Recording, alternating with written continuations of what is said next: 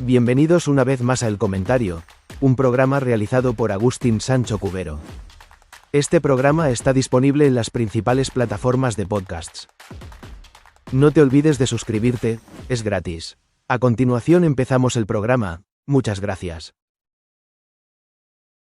Hay sitios que parece que guardan historias, ¿no? Y la habitación 510 de un hotel muy conocido en Zaragoza, bueno, parece ser uno de esos. Sí, un lugar donde dicen que todavía se sienten los ecos de una tragedia muy gorda que pasó hace ya tiempo. Exacto. Hoy vamos a meternos de lleno en eso, en la historia y en esos fenómenos un poco inexplicables que se cuentan de la habitación 510 del antiguo Hotel Corona de Aragón, que ahora es el Inside Meliá Zaragoza. Y todo conectado con el incendio terrible de 1979, claro. Eso es.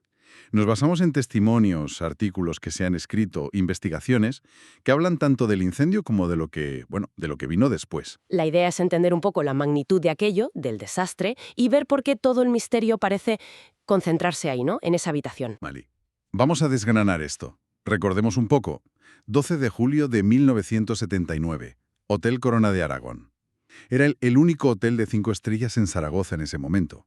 Y estaba bastante lleno, ¿verdad? Sí, al 70%. Había militares por una entrega de despachos, sus familias, y también estaba alojada Carmen Polo, la viuda de Franco. A ella la rescataron con heridas leves, pero bueno. ¿Y el fuego empezó? Oficialmente, la versión es que empezó en la cafetería, en la planta baja. Una churrera, dijeron. Pero se extendió, a una velocidad tremenda. Lo que provocó un caos absoluto, claro. Total. Pánico, gente saltando por las ventanas, por los balcones. Hay una historia terrible de un niño, gente atrapada. Muchos murieron asfixiados.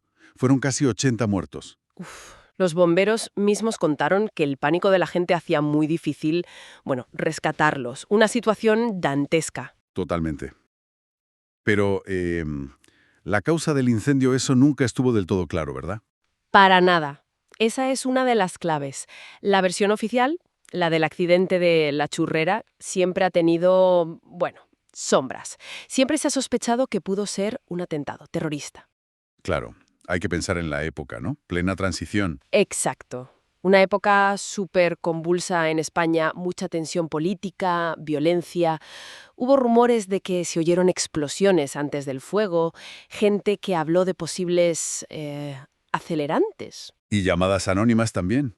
Sí, hubo llamadas anónimas reivindicándolo, pero nunca se confirmaron realmente. Así que la duda siempre estuvo ahí. ¿Accidente o atentado? ¿Y en los juzgados qué se decidió al final? ¿Se aclaró algo? Pues mira, eso es lo más curioso, quizá. La vía penal, la que busca culpables de un delito, pues no encontró pruebas suficientes de que fuera intencionado. Y se cerró. O sea que por ahí, nada. Nada.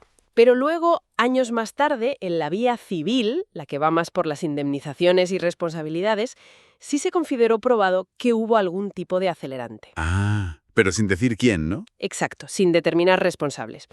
Y para liarlo todo un poco más, décadas después, fíjate, el Tribunal Supremo acabó diciendo que sí, que fue un atentado terrorista. Décadas después. Sí, a efectos de indemnizaciones para las víctimas y tal. Pero claro, esto reavivó todo el debate, pero sin señalar culpables concretos tampoco. Así que el origen sigue siendo un poco un enigma. Vale. O sea, la causa es incierta y después de la tragedia el hotel se reconstruye, reabre como Meliá Zaragoza. Y ahí es cuando empieza la otra historia, ¿no? La de los fenómenos extraños. Eso está ahí. Sobre todo en la quinta planta y en particular en la habitación 510. El caso que lo destapó todo, creo, fue el de una azafata de Aviaco. Puede ser. Sí, ese fue como el pistoletazo de salida, digamos. Ella contó que pasó una noche horrible en la 510. ¿Qué le pasó? Pues una sensación muy agobiante, como si alguien la estuviera mirando todo el rato. No podía dormir, sentía como una presión en el pecho, como si intentaran ahogarla. Qué fuerte. Y oyó golpes en la puerta, en las ventanas, sin que hubiera nadie ni nada fuera. Y lo más curioso es que ella no sabía nada de la historia del hotel. ¿Ah, no? No, fue una compañera suya, cuando le contó lo que le había pasado, la que le dijo, no habrás estado en la 510, y ahí le contó la fama que tenía la habitación. Y a partir de ahí, ya. Empezaron a salir más testimonios. ¿Qué tipo de cosas cuenta la gente? ¿Qué pasa en esa habitación o en esa planta? Pues lo llamativo es que Los relatos son muy, muy parecidos. Y a veces de gente que no se conoce de nada o que, como la azafata, no sabía la historia del hotel. ¿Y qué cuentan? Hablan de cambios de temperatura súper bruscos, un calor que te ahoga o un frío que pela. El agua de la ducha o del grifo que sale ardiendo de repente, los pomos de las puertas que queman. ¿En serio? Sí, sí.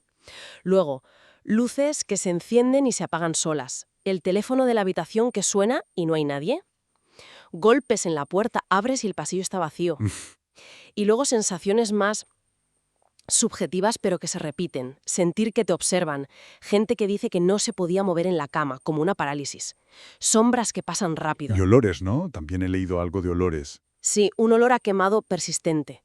Y la sensación de asfixia, de que falta el aire, y hasta tirores de las sábanas por la noche. Es que muchos de esos fenómenos, el calor, el olor a quemado, la asfixia, parecen un eco directo del incendio. Exacto, eso es lo más inquietante. Parece que las sensaciones físicas del horror de aquel día se repiten. ¿Y solo en la 510? ¿O también en el resto de la planta? No, no solo en la 510. En los pasillos de la quinta planta también se habla de cosas, ruidos de pasos, como de gente corriendo. Corriendo como huyendo.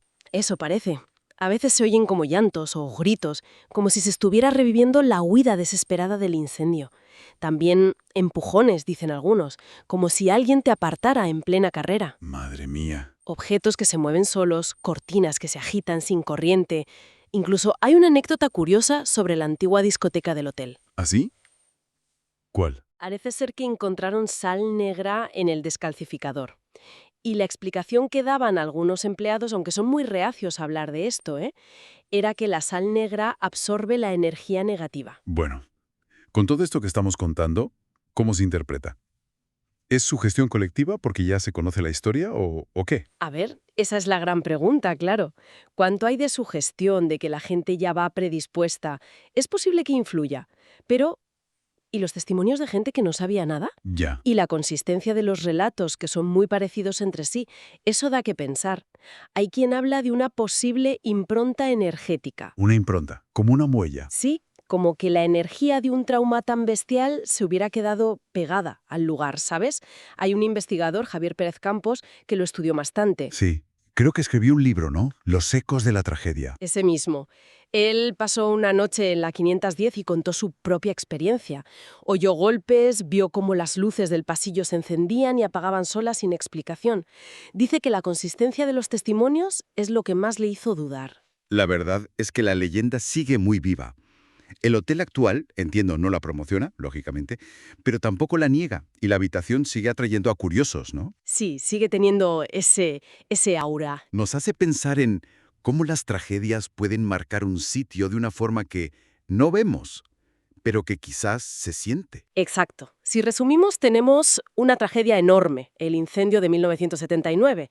Dudas importantes sobre si fue accidente o atentado. Y luego una corriente muy constante de testimonios sobre fenómenos extraños. Concentrados sobre todo ahí, en la 510 y la quinta planta. Eso es. Y lo más llamativo es que muchos de esos fenómenos, el calor, el olor, la asfixia, parecen... Ecos directos de lo que pasó en el incendio. Entonces, ¿qué significa todo esto? Pues mira, más allá de si uno cree en fantasmas o no, que eso ya es personal, la pregunta que a mí me parece más interesante es, ¿pueden los lugares guardar la memoria de emociones tan extremas? Como una memoria emocional del edificio. Algo así. ¿Podrían esas sensaciones de calor, de pánico, de ahogo, no ser presencias, sino ¿Un eco? un eco psicológico o emocional tan potente que se quedó impregnado en las paredes, en el ambiente? ¿Y que afecta a la gente que está allí ahora? Claro, una especie de resonancia de la tragedia. Algo que quizá va más allá de lo paranormal y tiene que ver con cómo el trauma y las emociones extremas pueden afectar a un espacio físico de formas que aún no entendemos del todo. Da que pensar, Hasta aquí esta edición del programa del comentario. Un programa realizado por Agustín Sancho Cubero. Este programa está disponible en las principales plataformas de podcasts. Hasta la próxima edición del programa. Muchas gracias. Guión, dirección y realización Agustín Sancho Cubero.